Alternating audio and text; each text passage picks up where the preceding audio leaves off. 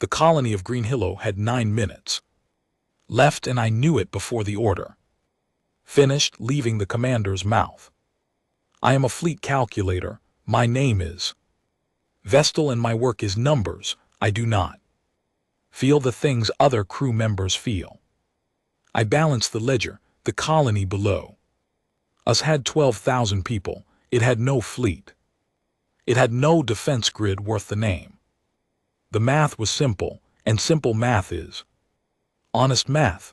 I ran the equation 3 times because I always run it 3 times, and 3 times it told me the same clean thing. We would win, we would lose nothing. The colony would go dark.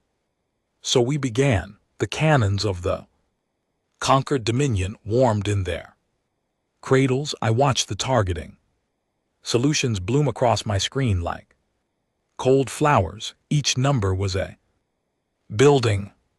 Each building was a roof, and under each roof were the soft, warm shapes of a species that had never harmed us. I did not think about the shapes. I thought about the ledger. That is the trick of my work. You keep your eyes on the column, and you never look out the window. The commander's name was Drool. He had 4 eyes and a habit of clicking the back too when he was pleased. Calculator, he said. Confirm. Confirmed, I said. No defensive response detected. No fleet in range. No call for help on any channel. He clicked his back eyes. Then we proceed. We proceeded. I will not tell you what 9 minutes of orbital fire looks like. You do not need to carry that, and I do not wish to give it. I will tell you only what my screen told me. Heat, then cooling, light, then dark.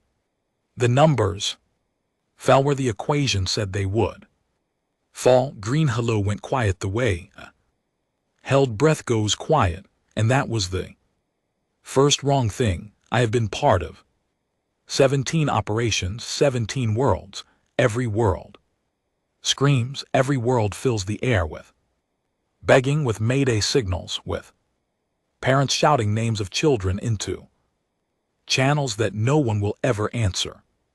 It is the sound of a dying place reaching out for any hand at all. It is, in its way, the most ordinary sound in the galaxy. Green Hello did not scream.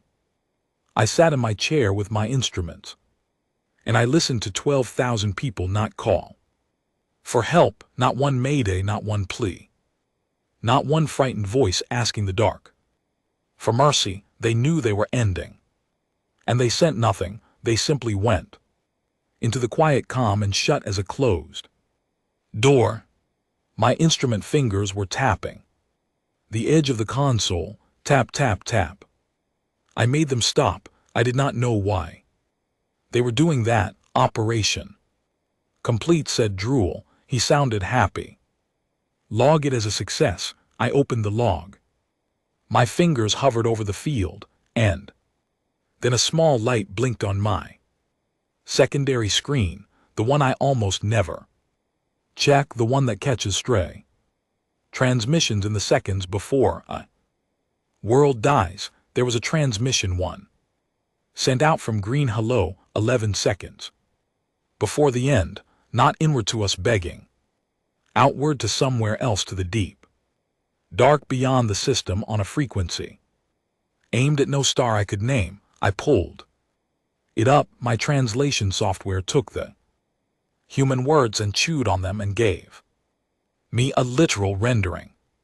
And then it gave me a note that said the phrase was an idiom and the meaning was uncertain.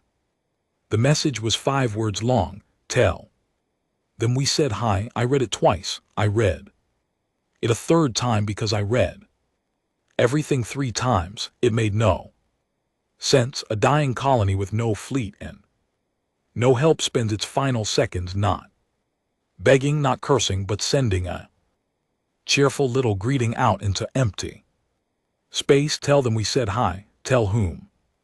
Hi from whom? It was the message of someone waving at a friend across a Room, not the message of a world being. Unmade. I almost laughed, the wrongness of it was almost funny. Drool's voice cut across my thoughts. Calculator, the log. A moment, Commander, there was an outbound transmission. His back eyes went still. Contents. A greeting, I said 5 words. It appears to be a friendly message sent to no specific receiver. There is no military content, no coordinates, no call for aid. Then it is nothing. He clicked file it, log the success. I should have argued, I want you to know that I sat there with a thing in my hands that did not fit any equation I had ever run, and the part of me that lives for the clean column should have stood up and said, this does not balance, but I was tired and the column was clean, and the commander wanted his word, so I logged the success. The galaxy is large and old and full of species who have grown fat on the simple idea that the strong eat the weak. The conquered dominion is one of those species. We are not cruel exactly. We are efficient. We see a colony that cannot defend itself, and we see a number. We can move into our column, and we move it, and we sleep well. We had done this many times. We expected to do it many more. We did not yet know what humanity was. We knew them as a young species. Loud, soft, scattered across a few hundred worlds. No great fleet, no terrible weapon, nothing to fear. The threat files barely mentioned them. I had read the entry myself once. 3 lines, harmless, cooperative, of minor strategic interest.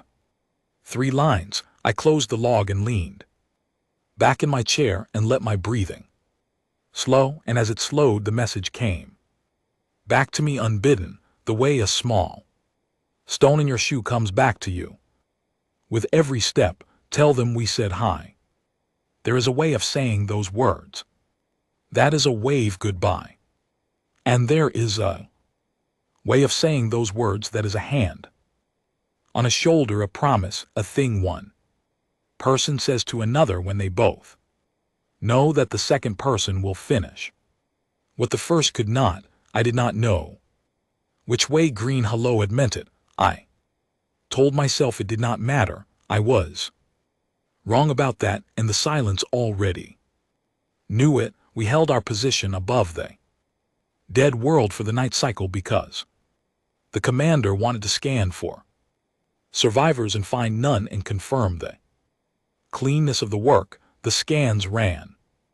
They found nothing. 12,000 quiet shapes, and not a single heartbeat among them. But here is the thing I did not say to anyone, the small wrong thing that lived under my plates for the whole night cycle and would not let me rest. When I had pulled the outbound transmission, I had checked its path. Where had it been aimed? My software gave me a vector, a long, thin line drawn out from green hello into the dark toward no star, no station, no known human world. It pointed straight back along the path own fleet had taken to arrive. It pointed home. I told myself this meant nothing, a random frequency, a panicked finger on a console. There were 1,000 harmless reasons a dying signal might happen to point the way we had come. The equation does not care about coincidence. The column was clean. I ran it a 4th time, which I never do, and it was still clean, and I should have felt better, and I did not. Across the bridge, the comms officer, a young one named Sket, made a small sound. I looked over. He was frowning at his board. Calculator, he said, do you hear that? Hear what? Under the static on the human frequency, the one the colony used. He tilted his head. There's something looping. I patched it through to my own station. For a moment there was only the hiss of dead air, the ordinary sound of a channel with no one left to speak. On it, and then very faint, very soft. Under the static of voice, a human voice, calm, almost warm, repeating the same 5 words on a loop over and over. Patient as a clock. Tell them we said hi, tell them we said hi, tell them we said hi. That's the recording bouncing off the debris. I said an echo, it will fade, right, said Scat. An echo, he did not sound convinced, neither was I shut off my speaker and the voice went away. But it did not really go away, because I could still hear it in the quiet behind my own thoughts, that calm, patient little greeting riding under everything like a current under still water. I want to be honest with you, because there is no point in being anything else. Now in that moment I felt something I do not have a clean word for. It was not fear, not yet. It was the feeling you get when you finish a sum and the answer comes out wrong, and you know your math is perfect, and so the wrongness must be in the world itself. It was the feeling of a column that balances on paper but not in your gut. We had destroyed one human colony. The math said we had won. The math said we had lost nothing and gained a tidy number, and the math I would learn was the only liar on that bridge. Because out in the dark along the path we had come, the message was already traveling. Not a cry for help, humans I would come to understand. Do not cry for help. They send witnesses. They send a calm voice into the deep that says simply, here is what was done, and here is who we are.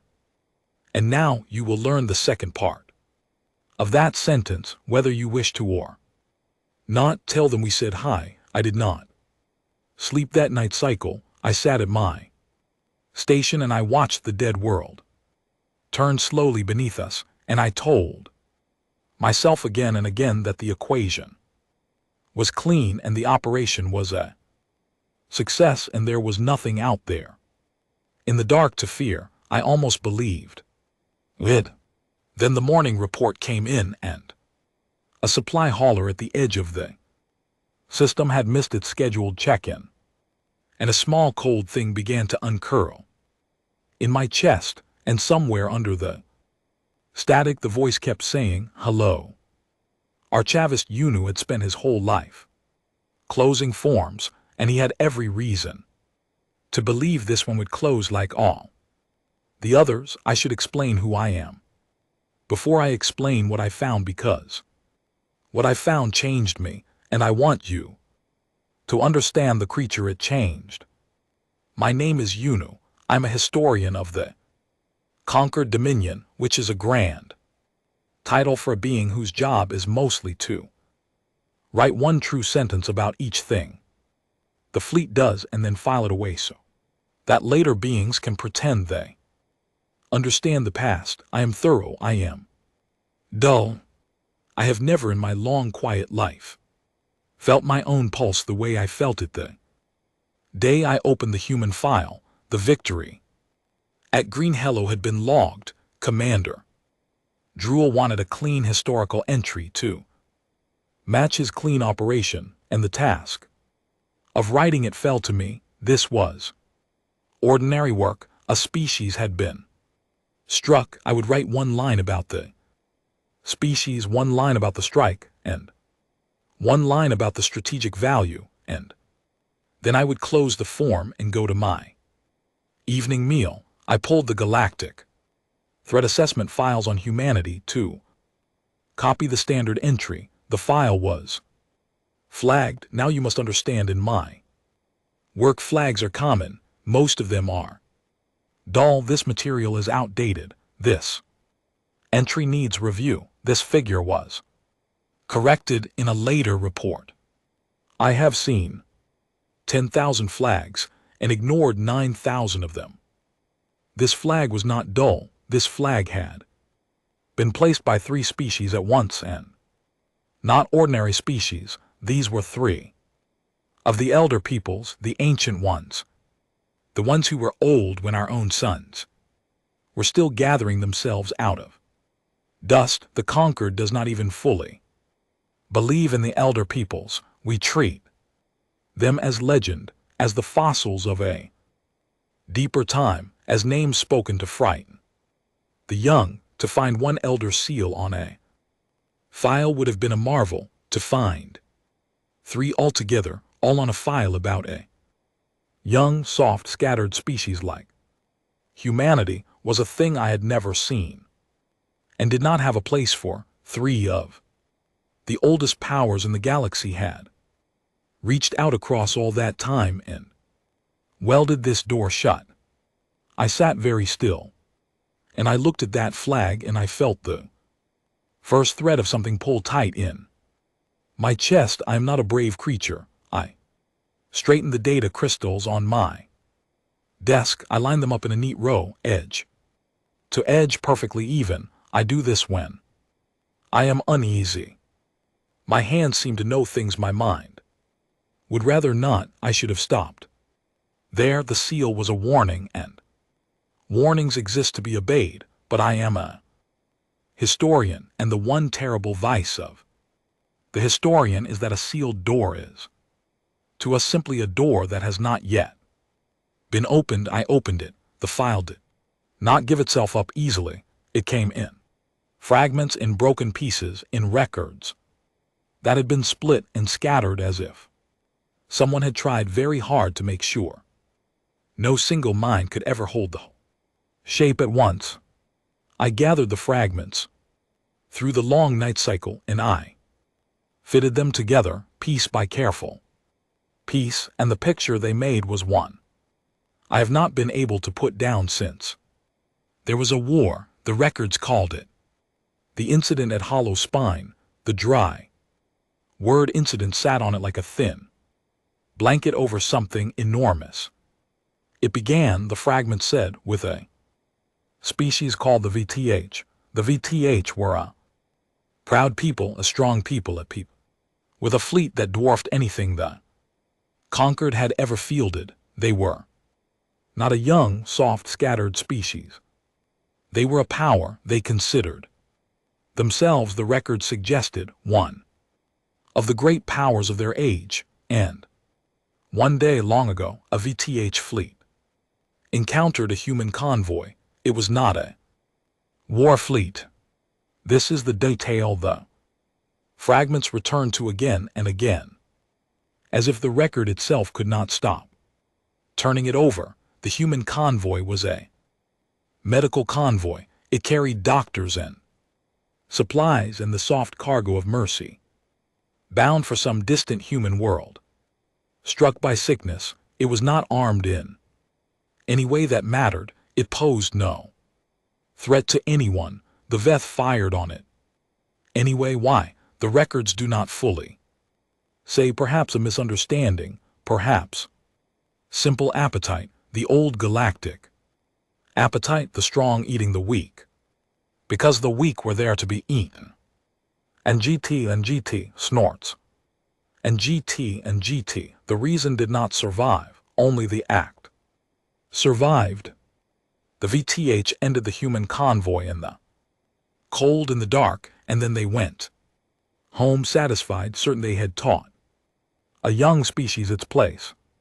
I read this part and I thought of Green Hello. I thought of Drool clicking his back eyes. I thought of a clean column and a logged success. My hands found the crystals on my desk and squared them again and again. And they would not stay square because my hands had begun very slightly to shake. I read on the Veth are not in our threat files. I had assumed when I began that this was because they were minor or extinct from some natural cause or simply too old to matter, so I searched for the VTH home world, expecting a quiet planet, a faded people. Footnote, there is no VTH home world. I do not mean that it is hidden. I do not mean that it is lost. I mean that there is in the place where the records say The VTH home world stood, no world. There is no proud people there, there is no fleet. There is nothing of the VTH. Anywhere in the galaxy at all, no colony, no outpost, no single living member of that great and ancient power. They are not anywhere. I sat with that. For a long time, the strong, proud VTH, who had fired on a convoy of doctors and gone home satisfied, were simply gone. Root and branch, as if a hand had reached down and quietly erased the entire sentence of them from the book of the galaxy. And in the place where their home world had been, the fragments told me there was now a single structure, a memorial. And the memorial had not been built by the VTH, for there were no Veth. It had been built by humans. I want you to sit with the strangeness of that, the way I had to. The species that had been wronged, the species whose doctors had been ended in the dark, had come to the ashes of the species that wronged them, and built with their own hands. Memorial, a place of remembering.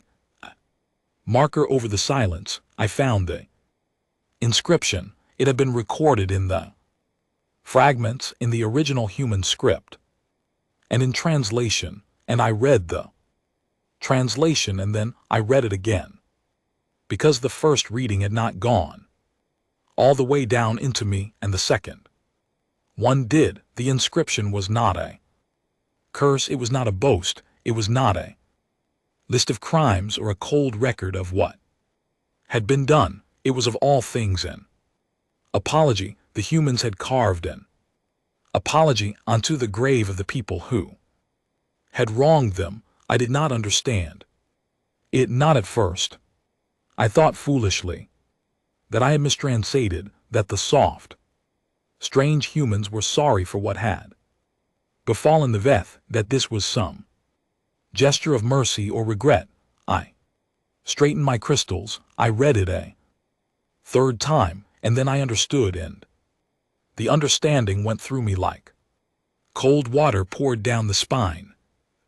Apology was not for the Veth. It was not addressed to the people in the grave at all. It was addressed outward to whoever might come after, to whoever might one day stand on that silent ash and read those words. It was an apology written for the future.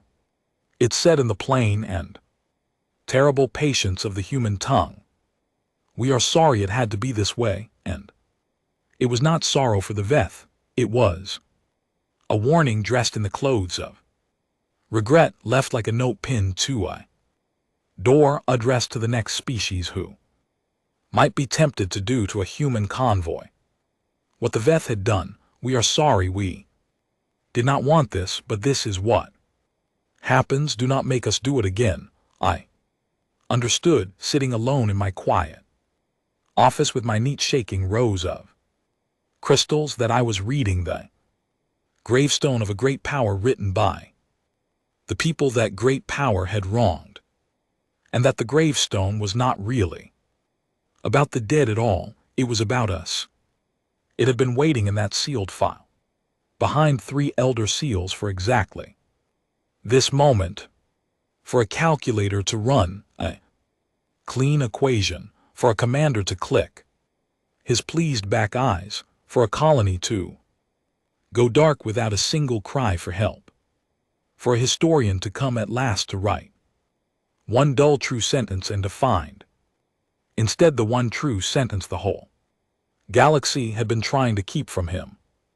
I closed the file. My hands were shaking so badly now that I gave up on the crystals entirely and simply pressed them flat against the cool surface of my desk to make them stop. Green Hello had not screamed.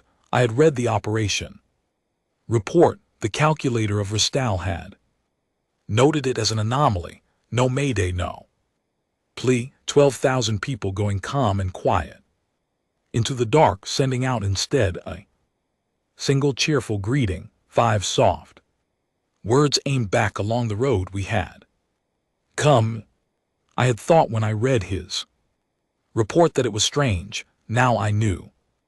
It was not strange at all. It was the most consistent thing in the galaxy. It was the Veth all over again. It was a species that does not beg, that does not bargain after the worst has been done. That does not accept a loss the way every other species accepts a loss. It was a species that builds memorials, that sends witnesses, that writes apologies on graves. I thought of the three elder seals, those ancient powers, reaching across deep time to hold this door shut, and I understood now that they had not sealed the file to protect a secret. They had sealed it to protect us, the young and the foolish and the efficient, from the one piece of knowledge that once known cannot be unknown. The Vet had been a great power. They had fired on a human convoy, and now there was no VTH home world, no VTH fleet, no VTH anywhere, only a single human structure standing over the silence with an apology carved into its face. I had to warn Commander Drool. I had to reach the fleet. They were still out there, holding position over the dead world of Green Hello, congratulating themselves on a clean and balanced column with no idea at all what they had just begun.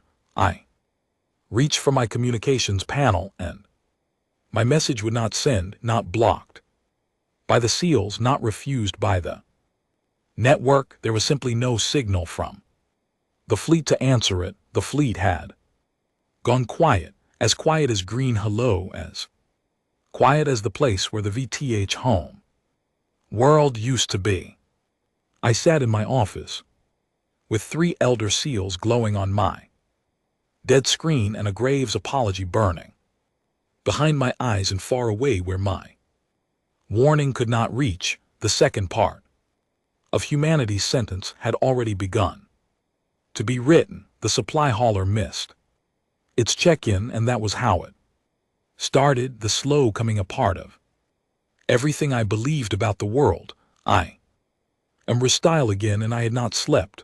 I want you to picture me at my station calculator, who had run a clean equation, watching the first small variable slip out of place. A hauler at the edge of the system due to report simply did not. No distress signal, no debris snorts, no flare of weapons fire on any sensor we owned. It was just not there anymore. The way a word you were about to say is just not there anymore. Sensor fault, said Drool when I brought it to him. He clicked his back eyes, but the click was a little slower than usual. Haulers miss check-ins. Log it. Move on. I logged it. I did not move on. You cannot move on from a column that has stopped balancing, and mine had stopped. The next thing happened 4 hours later, and it was worse because it was not an absence, it was a presence. Relay station at the system's edge. Small automated thing crewed by a single operator named Brennan answered a routine query. This was normal. What was not normal was the voice that answered it. The operator Brennan was not the one who replied. I knew Brennan's voice. I had heard it on a 100 dull check-ins. The voice that answered the query was human, calm, polite, almost friendly. It used Brennan's clearance codes, every one of them perfectly, and it spoke to us in the easy conversational tone of someone who had all the time in the world. Relay station confirms receipt, said the human voice. Everything's fine here. Lovely day. How are you all doing? Up there. The bridge went still. Who is this? Said Drool. His voice had lost its click entirely. Just the relay operator, said the voice, warm as a hand on a shoulder. Just doing my job. You go on with yours. We'll talk soon. The channel closed. I checked the Records, no ship had docked at that. Relay station, no ship had approached. No vessel of any kind had crossed. The sensor field around it in either direction. There was no way by any equation I could build for a human being to be standing on that station speaking into that channel, and yet one was send. A patrol said drool, now we send a patrol. The patrol reached the relay station and found it empty, no Brennan. No human voice, no sign of struggle, no sign of anything wrong at all. The station was clean and quiet and perfectly in order, and the only thing the patrol found that did not belong was a small note left on the operator's console written in the human script in ordinary human ink. The patrol read it to us over the channel. Thank you for visiting. Please come again. I sat at my station and felt the cold thing in my chest uncurl a little further. This is the part I have struggled ever since to make my own people understand. The humans were not attacking our fleet. Do you see, that is what we kept waiting for. All of us drool. Most of all, we waited for ships. We waited for weapons. We waited for the thing that the strong always do to the strong, the open clash, the trading of fire, the equation of force against force that we knew how to run. It never came. Instead, they took our certainty apart, one small piece at a time, with their bare hands and their calm voices and their terrible patience. A targeting officer named Holloway went to his quarters at the end of his shift and found that his door would not lock. Inside, nothing was missing but his sidearm, which he kept on a shelf by his bunk, had been taken apart, disassembled, every piece laid out on his blanket in a neat row in order, the way you would lay out a thing to clean it and then put back together. Wrong. Deliberately, carefully wrong. The pieces in an order that meant the weapon would never fire again, assembled with a patience that was somehow far more frightening than any threat. No one had entered his quarters. The logs were clear. No one had come and no one had gone, and yet someone had sat on Holloway's bunk in the quiet and lovingly ruined his weapon and left it for him to find. Holloway did not report. For his next shift, we found him in the mess, sitting very still, staring at nothing, his hands flat on the table to keep them from shaking. I knew that gesture. I had been making it myself for 2 days. They learned our names. That was the next thing, and the worst. It came in small ways. A message in the rations slipped into a sealed container that no human hand could have reached. A name written on a wall in a corridor with no cameras. A voice on a private channel speaking to one officer alone, using that officer's name, the name of that officer's family, the name of the world that officer had been born on. Never threat, never a single word of violence. Just the soft, terrible proof that they knew, that they had learned every one of us, that they knew exactly who had been on this bridge when the order was given, and who had run the equation, and who had clicked his pleased back eyes, and who had logged the success. They were not ending us. That was the thing. Drool could not understand, the thing that broke him in the end. They were letting us know that they could. They had reached into the most guarded heart of our fleet, learned every name, touched every private place, and they had chosen so far to do nothing with it but make sure we understood. It was the most frightening thing I have ever experienced, and not a single weapon had been fired. Drew ordered a full lockdown. He ordered the whole fleet to seal itself, to trust nothing, to scan every chamber. We scanned. We found nothing. We were a fleet of thousands, armored and armed, hunting for a presence that left notes in our rations and apologies on our walls and could not be found by any instrument we owned. I worked through the night cycle trying to build an equation that could hold what was happening. I could not. Every variable I placed they removed, every certainty I leaned on they leaned back gently and let me feel how little it would hold.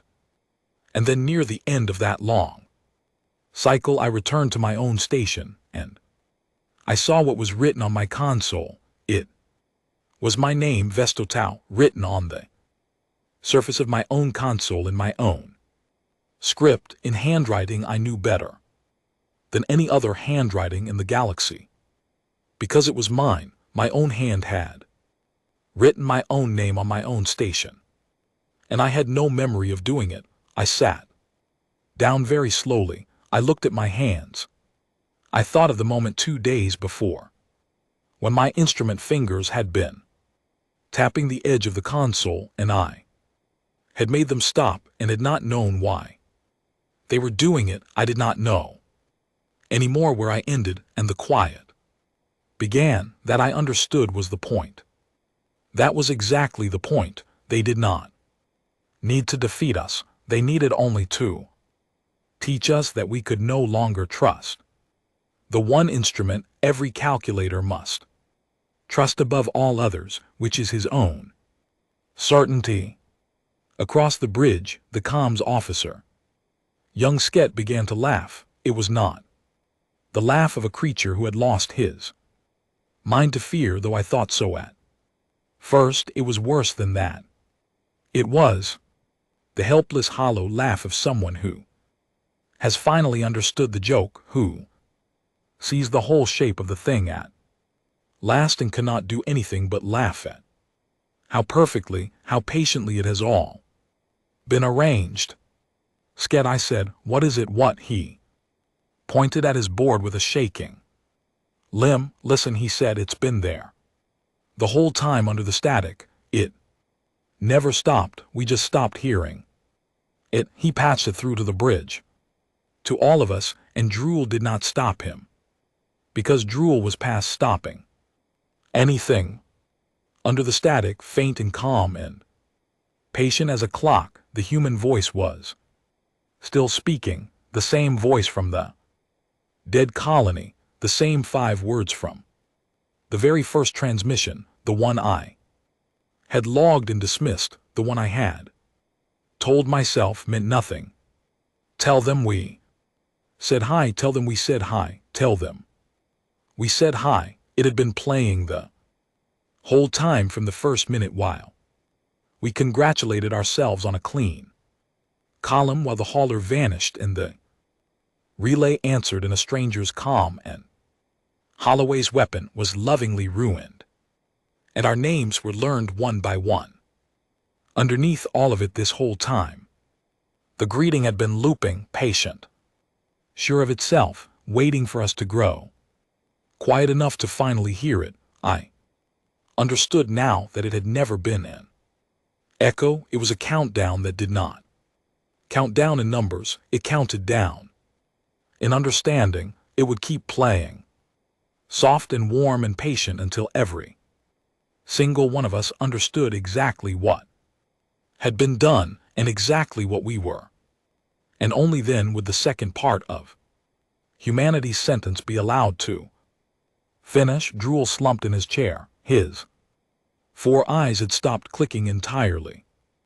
What do they want? He said to no one. We won. The math said we won. What do they want? I did not answer him because I had finally understood the answer, and the answer was the most frightening thing of all. They did not want anything. That was the whole terrible truth of it. There was no demand. There was no list of terms. There was nothing we could give them and nothing we could take back. They were not here to win the way. We won with a column and a number and a logged success. They were here to be witnesses. They We're here to make absolutely certain that we, every one of us, learned why their convoy of doctors had once been fired on by a great proud power named the VTH, and what had happened to that great proud power afterward, and why there was no VTH home world anymore. Only a human memorial with an apology carved on its face. We had read the ending of that story already in a sealed file behind 3 elder seals, though we had not known we were reading it. Now we were living it under the static. The voice said hi and said hi and said hi. And the dead world of green hello turned beneath us, calm and quiet and not screaming, and somewhere out in the dark the witnesses were waiting, patient as graves for us to be ready to learn the rest. Here is the part nobody in that fleet understood. So let me be the one to tell it, since I'm the one who watched their colony go dark and didn't send a single call for help. My name is Mara. I want to say that plainly because there's been a lot of fear flying around lately, and fear makes things blurry, and I'd like to be one clear thing in all of this. I'm a human, I'm the picket, and I was not on green hello when your fleet decided 12,000 of my people made a tidy number for your column. I was out here alone on a small ship at the edge of the system, which is the job nobody wants and somebody always has to do, the early warning, the eyes in the dark. I watched your cannons warm, I watched them fire. I watched my home go quiet, building by building, roof by roof. And I want you to know exactly what I did in that moment, because I think it's the single most important thing for you to understand about us. I did not call for help. I had a channel open. I could have screamed into it. I could have begged some passing power for rescue, the way your 17 other worlds begged, the way every species in this galaxy begs when the strong come to eat the weak. Instinct is there in us too, you know. We feel it. I felt it. My whole body wanted to cry out into the dark for someone, anyone to come and stop what was happening. I didn't, because that's not what we do. We don't call for help. We call for witnesses. There's a difference, and it's the whole difference, and your fleet is learning it now the slow way. When the worst happens to a human, we don't reach out for a hand to save us. We reach out for an eye to see it. We send the record. We send the truth of what was done out into the deep along the road. The ones who did it came in on so that it follows them home. So that's what I sent. 5 words. You've heard them by now. You've heard them under your static for days. I sent them because they're the truest thing my people know how to say, and because the ones who needed to hear them would understand, even if your translation software choked on the idiom. Tell them we said hi. It's not a greeting. I know your machines read it as one. It's not goodbye either. It's the thing one of us says to the rest of us when we both know that I can't finish this, but you can and you will. It's a hand on a shoulder passed across the whole dark galaxy. It means I'm done. But we are not, and now it's your turn. I sat out here on my little picket ship, and I watched my home go dark, and I made coffee. I want to be honest about that, because it sounds cold and it isn't. The coffee dispenser on the ship had been broken for a week, just sitting there, jammed, useless. The one small, ordinary thing I'd been meaning to fix and never had time for. And in that moment, with 12,000 people going quiet below me, I did not weep and I did not scream. I got up and I went to the broken coffee dispenser and I took it apart with my hands. My hands were shaking. I'll give you that. They shook the whole time, but They knew what to do the way hands do. And I cleaned the jam. And I reseated the part that had slipped, and I put it back together right, and I pressed the button and it worked. The light came on, the machine hummed, hot coffee for the first time in a week into a chipped cup with a faded picture on the side.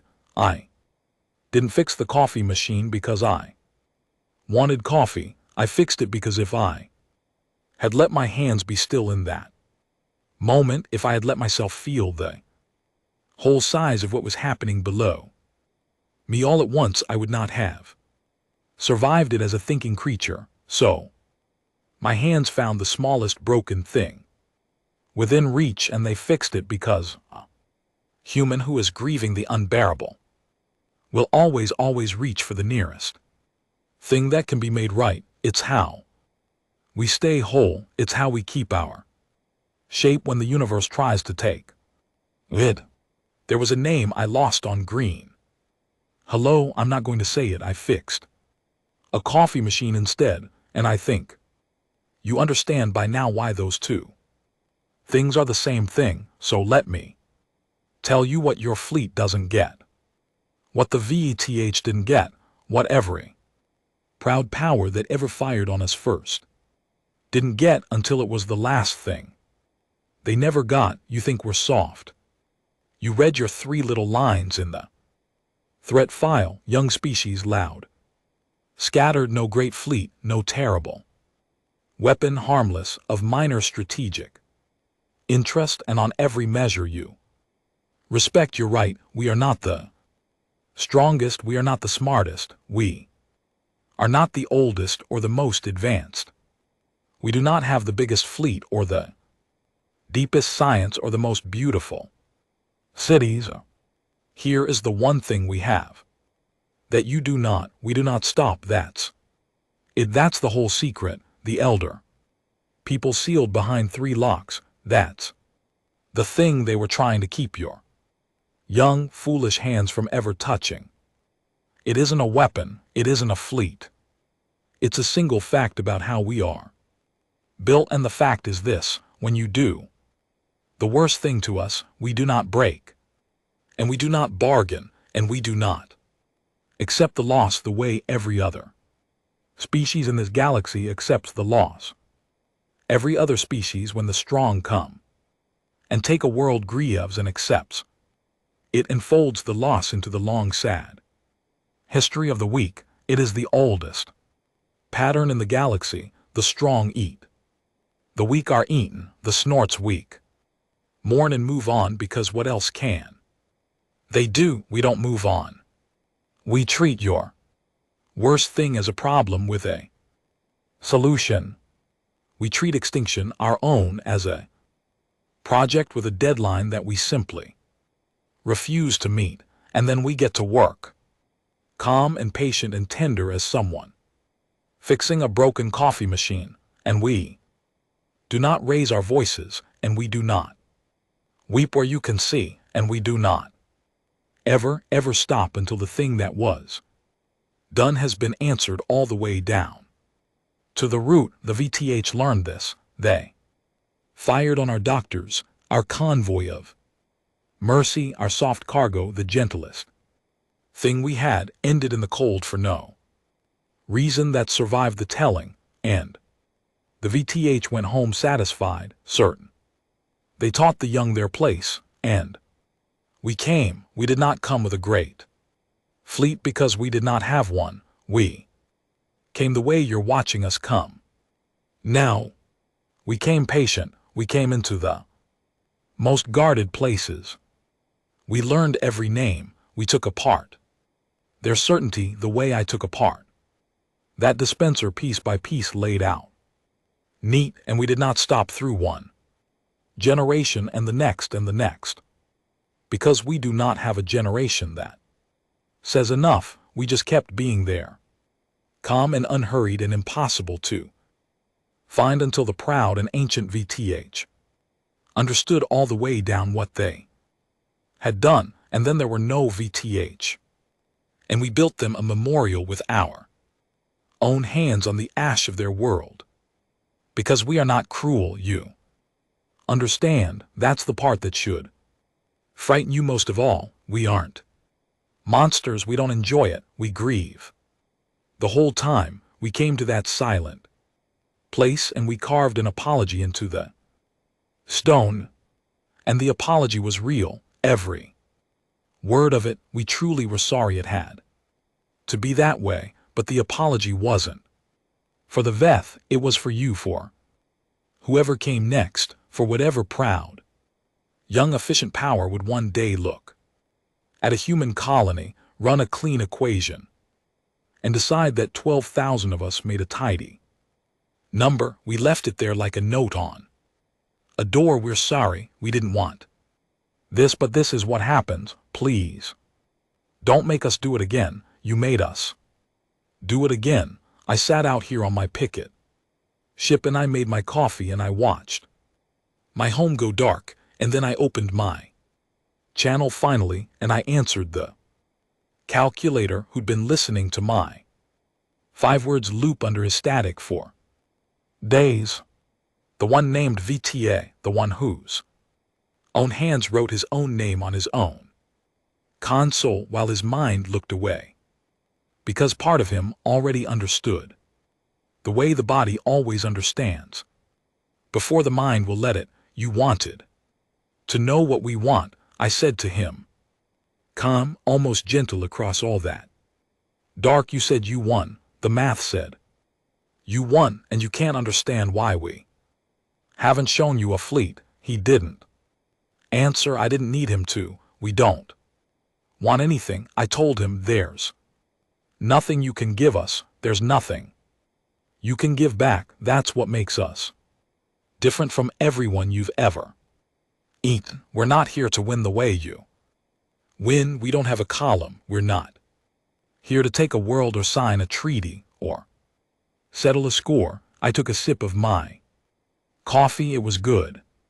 It was the first good thing in days. We're here to be witnesses, I said. We're here to make absolutely sure that every single one of you learns why our convoy of doctors should never have been touched and what happens to the proud thing that touches us anyway, and why there's no VTH home world in your sky anymore. You've already read the ending. You found it in your sealed file. You just didn't know you were reading your own story. And then I told him the thing that I think finally broke whatever was left of his clean and balanced world, the true meaning of the words carved on that distant grave, the words he'd mistranslated as mercy, the apology on the VTH memorial. I said, historian thought we were sorry for them. We weren't. The whole inscription only ever meant one thing, and it's this. I set down my cup. We forgave them. It didn't help. The channel hummed. Somewhere far away, a calculator sat very still with his hands flat on a console to stop them shaking. The same gesture I'd made over a coffee machine. The same gesture his targeting officer had made in the mess. The one gesture that every thinking creature makes when it finally touches the size of the thing it's standing inside. We forgave them. It didn't help. That's the warning. That's the whole warning. The galaxy spent an age trying to keep you from hearing. Forgiveness was never the part that saved the Veth, because forgiveness was never the part that mattered.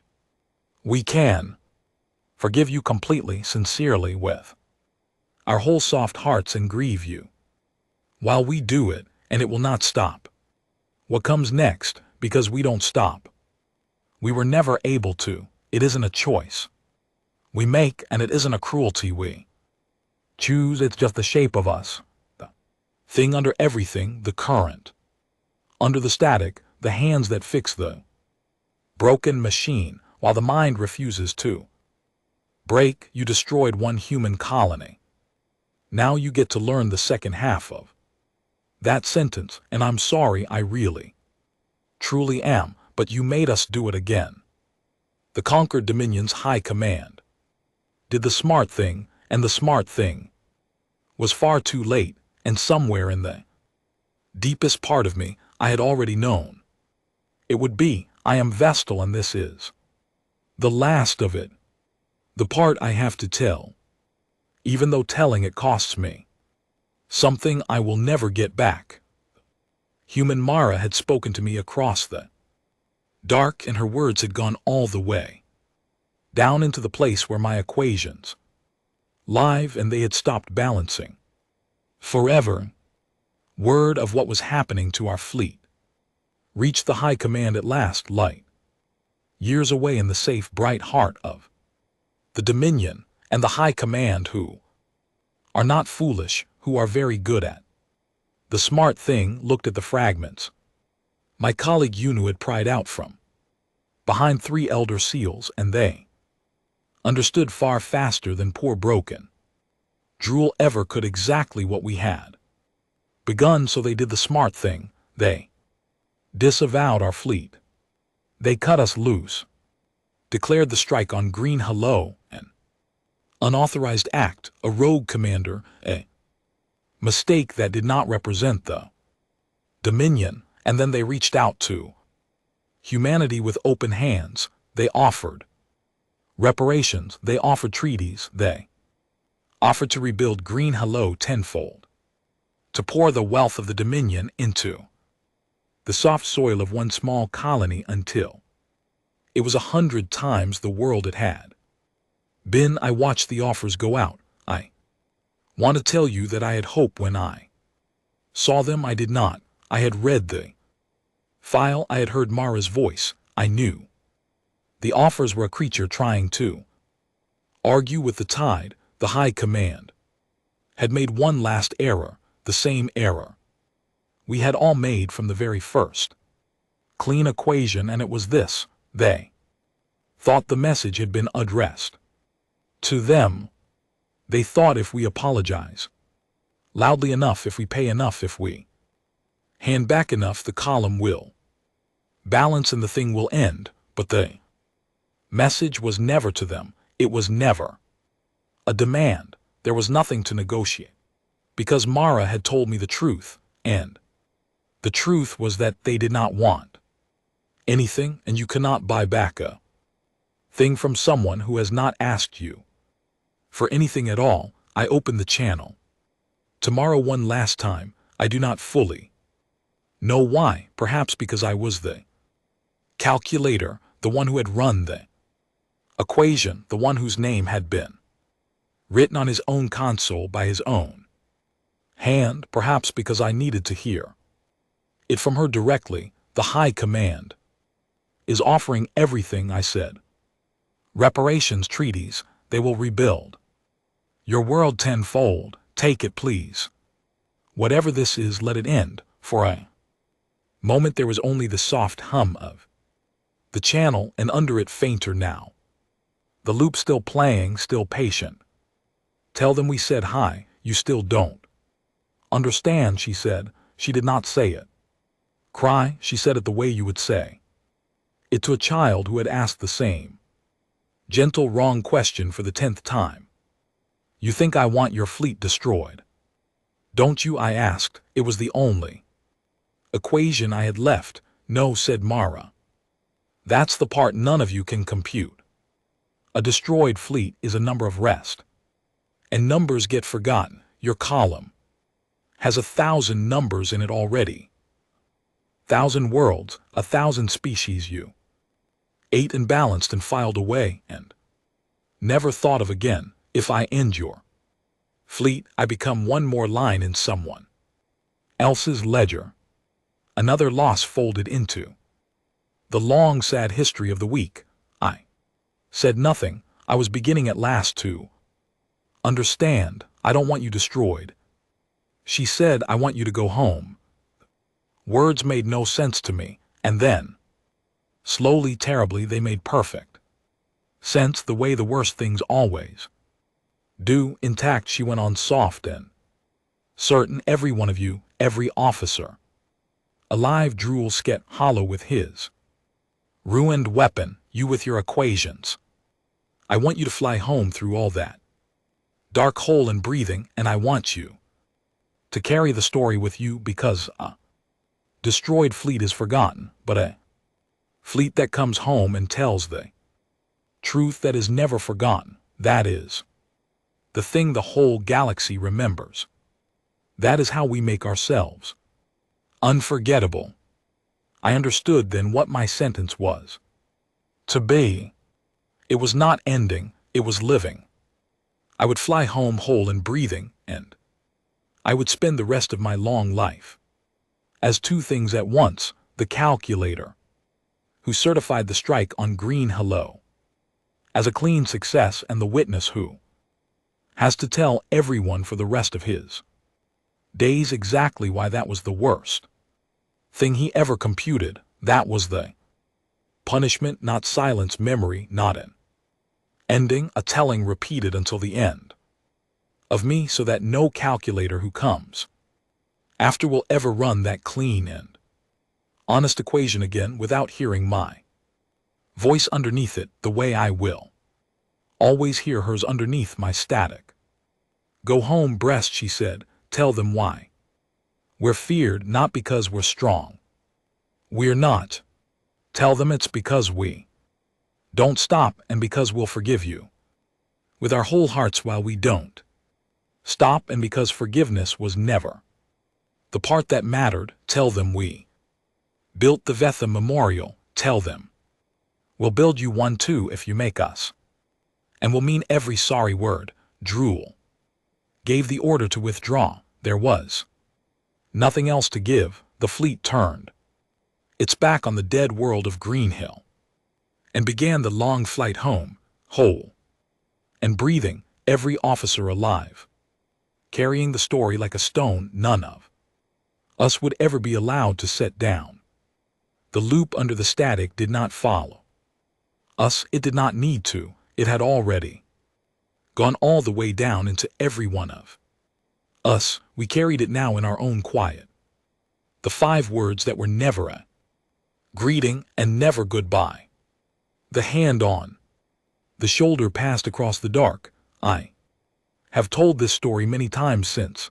I tell it to the young calculators now, the ones who look at a soft scattered species and see a tidy number for a clean column. I make them sit and I make them listen, and I tell them about the Veth and the memorial and the apology. That was a warning, and the world that does not exist anymore.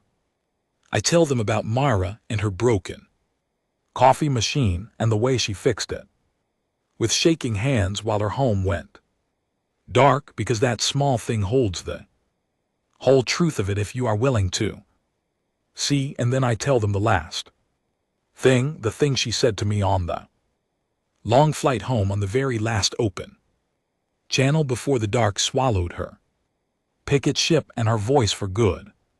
I had asked her because I am a calculator, and I cannot help but ask what she would do now, alone out there, the last of green hello, whether she would grieve or rest, or finally let her hands be still. She laughed soft and warm and tired, and then I heard faintly the hum of a machine and the sound of hot coffee into a chipped cup, and I understood that she had no intention of letting her hands be still, not ever, because that is not what we are, she had said, and that is not what she would be. I'm going to open a channel, she said, to the next colony, the next picket, the long line of us that runs all the way across the dark world to world, hand to hand.